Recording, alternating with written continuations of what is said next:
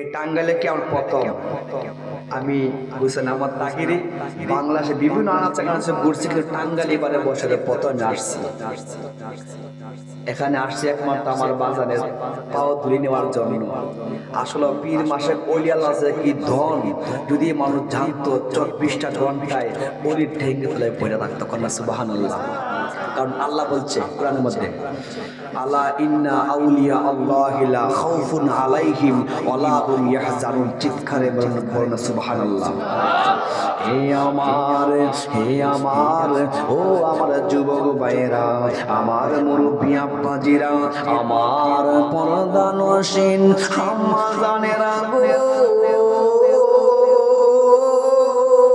ও আমার টাঙ্গাইলের মানুষ, আপনারা কত দামি, আপনারা কত যে ভাগ্যবান।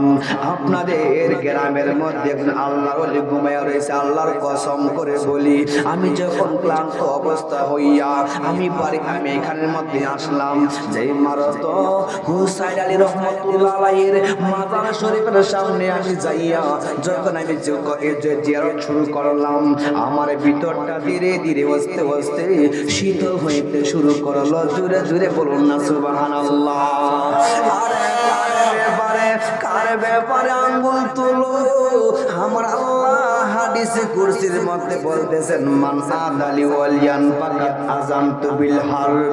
যারা ওলিদেরকে গালাগালি করবে, ওলিদেরকে বন্ড বলবে, ওলিদের সাথে বিরোধ আলোচনা করবে, দুশমনি করবে, আমার আল্লাহ বলে, ও বান্দা বান্দিরা রে,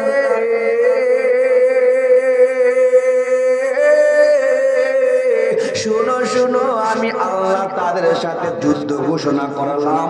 জুড়ে জুড়ে বলুন না আল্লাহু